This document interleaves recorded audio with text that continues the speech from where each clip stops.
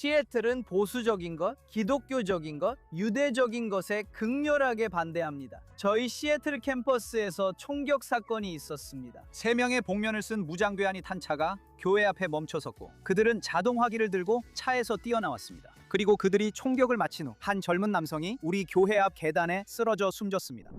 그리고 저는 다시 워싱턴 DC에서 열린 쿠피 컨퍼런스에 와서 가장 흥미로운 연사들을 만나고 있습니다. 쿠피 컨퍼런스에서 주목받는 인물 중 한 명은 시애틀 퍼슛 교회를 이끄는 러셀 존슨 목사님입니다. 컬트 인터뷰에 오신 것을 환영합니다. 목사님, 잘 지내시나요? 네, 감사합니다. 초대해 주셔서 고맙습니다. 올해 컨퍼런스는 어떠셨나요? 정말 좋았습니다. 이번이 3번째 참석인 것 같은데 이스라엘을 위한 기독교인 연합 워싱턴주 의장으로 임명되는 영광도 있었습니다. 이 주제는 제가 정말 열정을 가진 부분입니다. 매년 이곳에 모이는 것이 즐거운 이유는 함께하는 사람이 반대자보다 많다는 걸 알기 때문입니다. 정말 그래요. 유대인으로서 저희도 느껴요. 적대적인 환경에서 여기 오면 따뜻하게 안아주는 느낌이에요. 혹시 여정에 대해 조금만 말씀해 주실 수 있나요? 어떻게 이스라엘을 지지하는 목사가 되셨나요? 원래부터 그런 마음이 있으셨나요? 아니면 나중에 그렇게 되신 건가요? 그리고 시애틀에 계시잖아요. 그곳은 복음주의 기독교인에게는 꽤나 적대적인 환경이잖아요. 미국에서 가장 진보적인 도시 중 하나에 계신데요. 당신의 여정에 대해 조금 더 이야기해 주세요. 네, 저는 목사 가정에서 자랐습니다. 부모님 2분 다 기독교 교육이나 목회자로 사역하신 배경이 있으셨어요.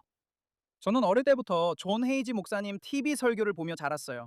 그래서 저는 우리가 이렇게 자랐기 때문에 이스라엘을 지지하지 않는 기독교인들이 있다는 사실을 훨씬 나중에야 알게 됐어요.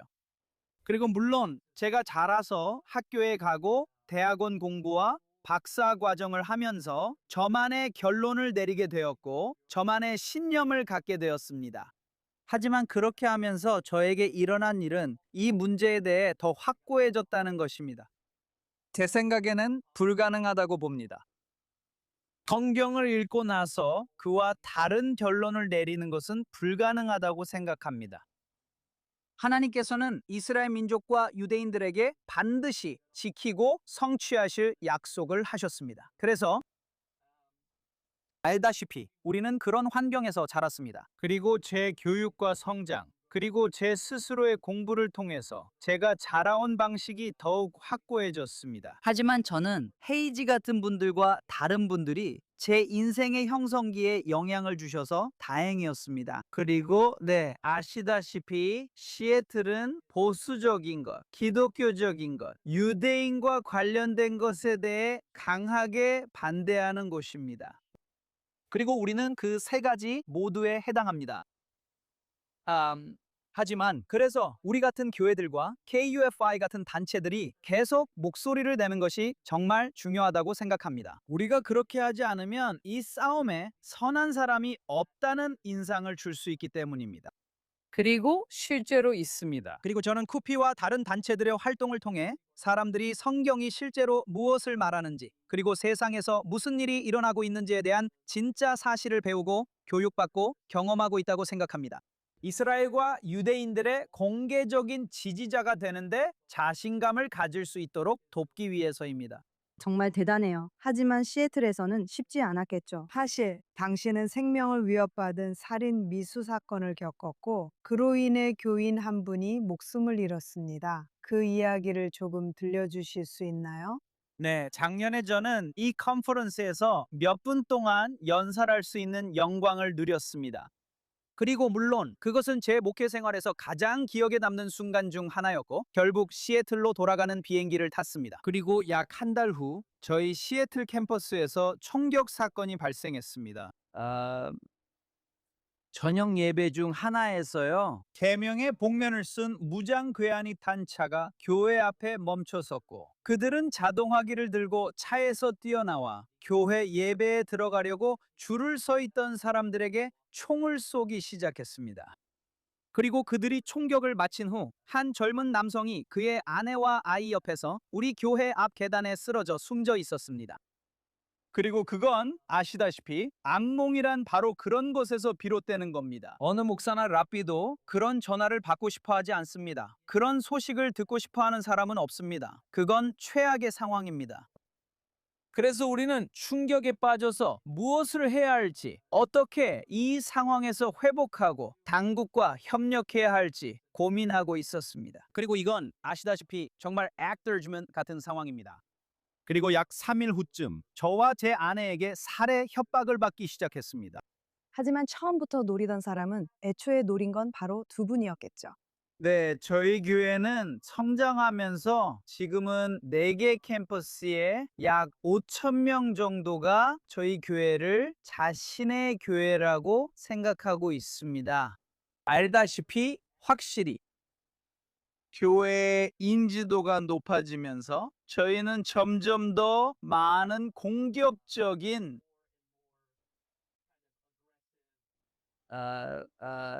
언어, 위협, 행동을 받게 되었습니다. 우리 세계관을 싫어하거나 우리의 연합을 싫어하거나 우리 하나님을 싫어하거나 우리의 정치적 입장을 싫어하는 사람들로부터 말이죠. 그래서 아시다시피 저희도 예전에도 위협을 받은 적이 있지만 그냥 사람들이 말만 하는 거라고 생각했죠. 그냥 인터넷에서 떠드는 거라고요. 사람들이 원래 그러잖아요.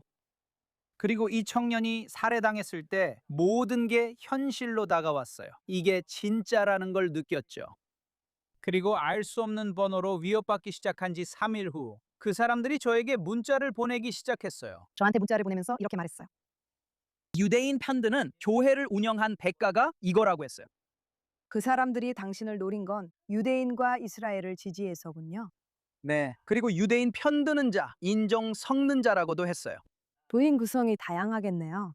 네, 특히 시애틀에서는요. 시애틀은 국제적인 도시고 대학에는 전 세계 각지에서 온 수만 명의 학생들이 있어요.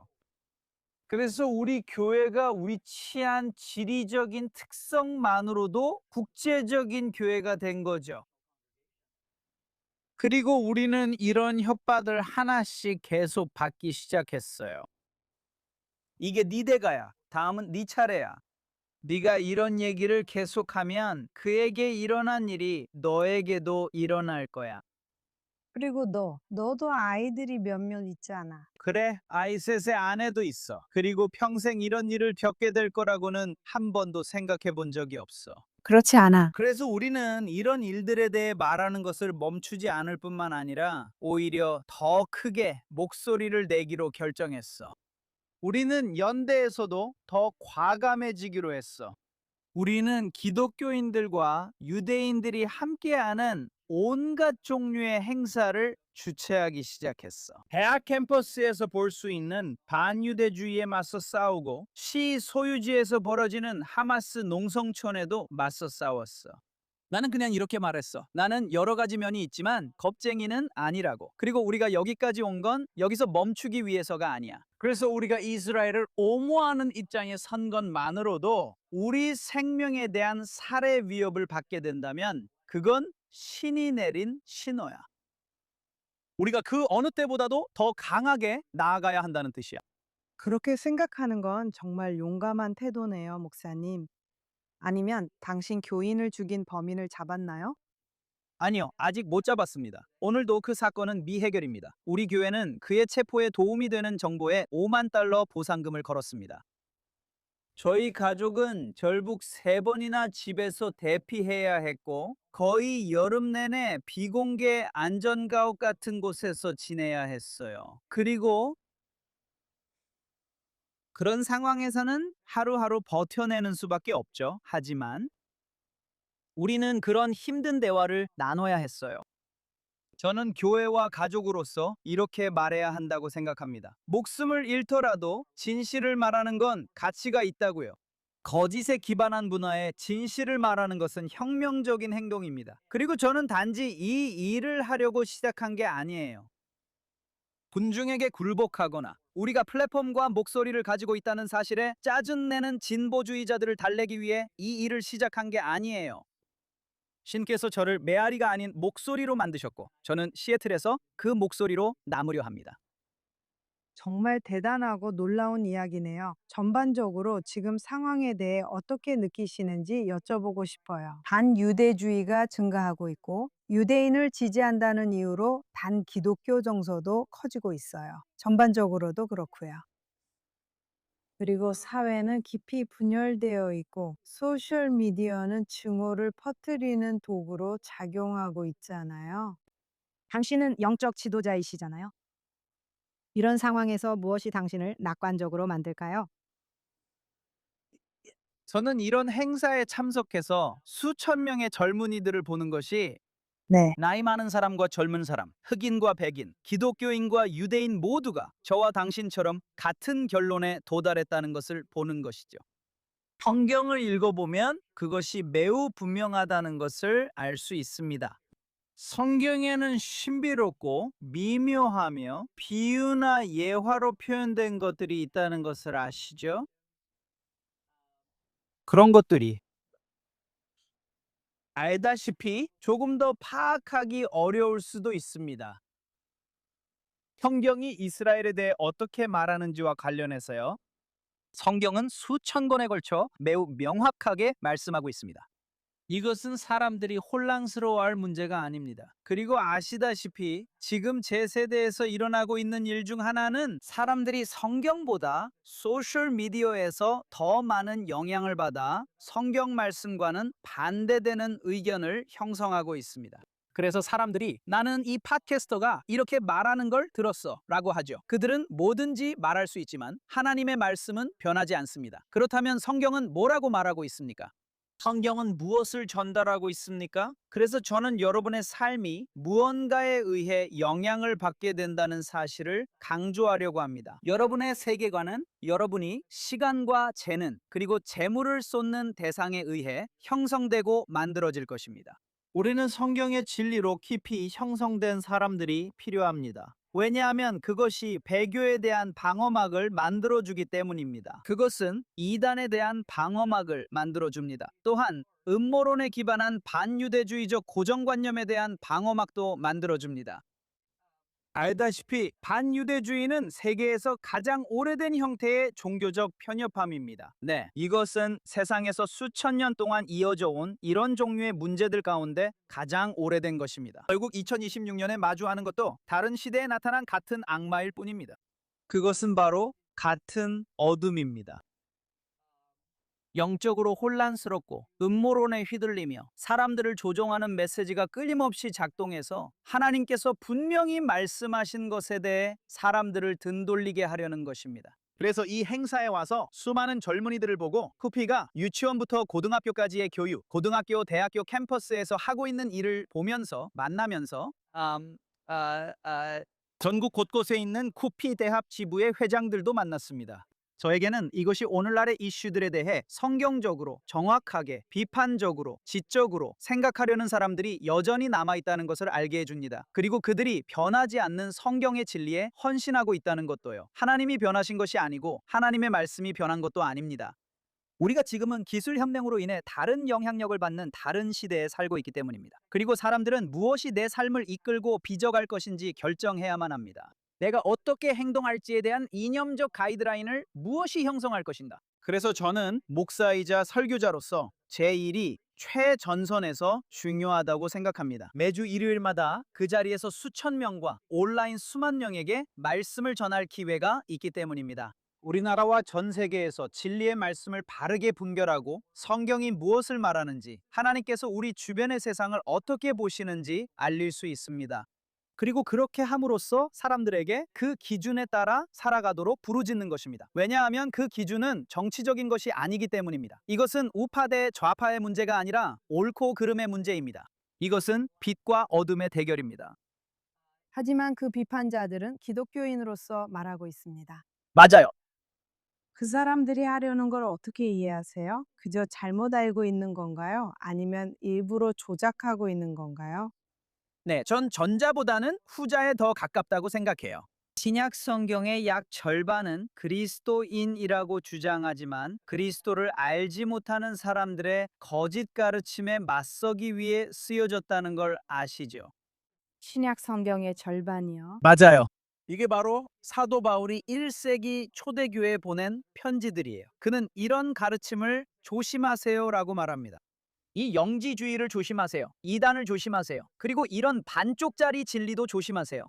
그래서 저는 이런 목소리가 큰 인물들 중 일부를 보면 그들이 기독교를 겉으로 내세워서 자신의 목적을 숨기고 있다는 생각이 들어요.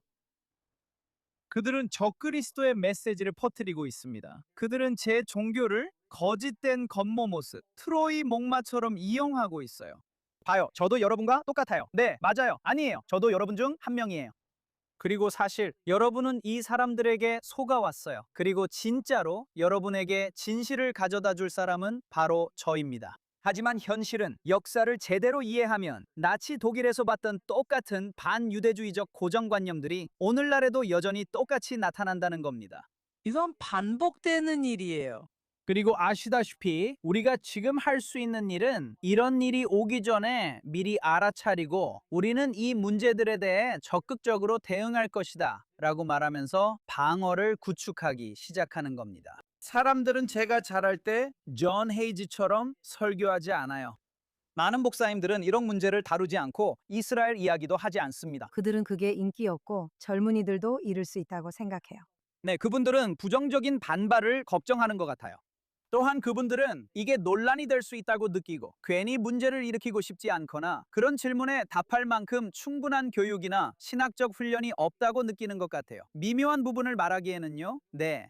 그리고 제 생각에는 신학 박사 학위가 없어도 성경을 펴서 하나님께서 이스라엘 민족과 그의 장자인 유대 민족에 대해 뭐라고 말씀하셨는지 볼 수 있다고 생각해요. 유창하게 히브리어나 그리스어를 할 줄 몰라도 본문이 뭐라고 말하는지 읽고 논리적인 결론에 도달할 수 있어요.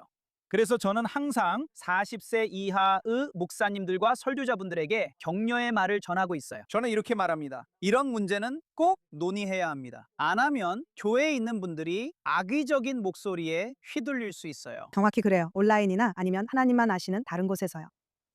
몇 달 전 예루살렘 목사님 모임에서 한 분이 저에게 이건 정말 인기 없는 주제인데 어떻게 해야 할까요? 라고 물으셨습니다.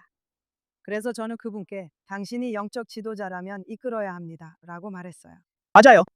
불편하다고 해서 혹은 사람들이 듣고 싶어 하지 않는 답이 나올까봐 두려워서 어떤 문제에 대해 말하지 않거나 이끌지 않을 수는 없어요. 진정한 리더는 이끌기 전에 여론조사를 하지 않아요. 그들은 이끌어요. 그리고 그러면 당신을 따르는 사람들이 생길 수도 있고 어떤 사람들은 동의하지 않아서 떠날 수도 있어요. 맞아요. 하지만 당신이 할 일은 그것을 세상에 내놓는 것입니다. 그리고 10월 7일의 테러 공격 같은 일이 누군가를 방관자에서 벗어나게 만들지 못한다면, 즉 직접 나서서 이 문제에 대해 내가 목소리를 내야겠다고 생각하게 만들지 못한다면, 내 교회나 공동체가 오늘날 문제를 비판적으로 생각하도록 돕겠다는 생각이 들지 않는다면, 10월 7일 같은 일이 누군가 이 문제에 목소리 내게 못한다면 솔직히 아무 가치 없는 거죠. 그래서 저에게는 리더십이란 권력자에게 진실을 말할 수 있어야 하고 때로는 인기 없는 말도 할 수 있어야 한다는 겁니다. 그게 싫으면 그냥 아이스크림이나 팔러 가세요. 네, 다른 일 하세요. 네. 하지만 저는 일요일 아침에 여론을 떠보면서 자, 이스라엘을 정말 지지하시는 분 손 들어보세요 라고 하지 않습니다. 그리고 만약 방 안에서 다수의 지지를 얻을 수 있다면 그제서야 이런 주제에 대해 가르치겠다는 게 아닙니다. 네, 제 이스라엘에 대한 입장이 마음에 들지 않아서 교회를 떠난 사람들도 있었지만 잃은 것보다 훨씬 더 많은 것을 얻었습니다. 그리고 저에게 온 사람들은 이런 주제로 용기 있게 설교하는 분을 찾고 있었어요 라고 했습니다. 그래서 저희는 시애틀뿐만 아니라 그 외 지역에서도 유대인 공동체를 결집시키기 위해 많은 노력을 해왔고 함께 연합 행사를 열면서 함께 서고 있습니다. 정말 놀라워요. 그리고 있잖아요. 재미있는 게 유대인 지도자들과 이야기할 때면 여러 면에서 그분들도 자신들의 회당에서 같은 문제를 해결하려고 노력하고 있어요. 마치 이런 거죠. 그분들도 젊은 세대와 관련된 문제를 겪고 있어요. 맞아요. 그래서 어떤 분들은 저한테 이렇게 말하기도 했어요. 뭐야, 너 우리보다 더 친이스라엘적이네? 그래서 저는 네, 맞아요. 같이 하시죠. 이런 식으로 대답하곤 해요. 우리 모두 함께 이 일을 해봅시다. 왜냐하면 이것이 우리 시대를 규정하는 문제이기 때문입니다. 그리고 이 문제는 점점 더 중요해지고 있어요. 정말 그래요. 그런데 혹시 교회가 성장하고 있다고 느끼시나요? 그래서 주변부에 있는 사람들, 즉 혐오하는 사람들은 사실 가장 시끄럽게 떠드는 소수일 뿐이고 숫자는 많지 않다고 생각하시나요? 아니면 둘 다라고 느끼시나요? 제 생각에는 수치적으로 봤을 때 일부 공개 여론조사에서도 이스라엘 문제와 해외 원조, 군사 개입에 대한 시각에서 우파 쪽 사람들 사이에 점점 더 커지는 분열이 있다는 것이 드러났어요.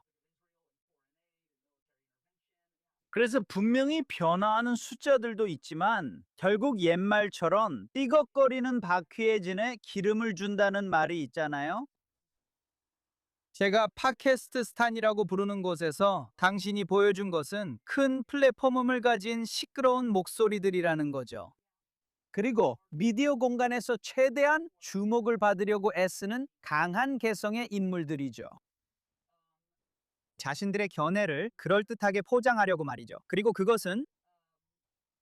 그래서 저는 이런 플랫폼이 정말 중요하다고 생각합니다. 왜냐하면 기술, 인터넷, 그리고 커뮤니케이션 플랫폼 같은 것들은 도덕적으로 중립적이기 때문이죠. 그것들은 사용자의 도덕성을 반영합니다. 그래서 만약 라디오 전파나 팟캐스트, 그리고 다양한 커뮤니케이션 전략들이 자신이 무슨 말을 하는지 모르는 시끄러운 목소리들, 우리가 믿는 가치, 즉 서구 문명의 가치에 반하는 사람들에 의해 지배된다면, 그렇다면 우리도 똑같은 전략과 플랫폼을 이용해서 이 주제들에 대해 더 크고 더 지적이며 도덕적인 목소리로 명확하게 이야기합시다. 아멘. 제 생각에는 지금 이 순간 당신보다 더 크고 도덕적인 목소리는 없는 것 같아요. 저는 당신이 설교하는 걸 본 적이 있는데 정말 전율이 느껴질 정도였어요. 그리고 왜 당신의 교회가 계속 성장하는지 이해할 수 있을 것 같아요. 그리고 이스라엘인과 유대인으로서 저희는 그런 지지가 환영받지 못하는 때에도 저희 편에 서주시고 저희에게 인식을 바로잡아주는 경험을 주신 데 대해 정말 큰 감사를 드려요. 수백 년간 외로웠던 저희와 많은 일을 겪어온 기독교인과 유대인의 관계 회복을 도와주셔서 감사합니다. 이제 저희는 예전과는 다른 상황에 있습니다. 그리고 정말로 이 역사적인 순간에 저희에게 남아있는 거의 유일한 친구가 되어주셔서 감사해요. 목사님께서 해주신 모든 일에 하나님의 축복이 함께하길 바랍니다. 목사님과 가족, 공동체의 안전을 기도합니다. 그리고 곧 예루살렘에서 뵙기를 기대하고 있습니다. 감사합니다. 감사합니다. 고마워.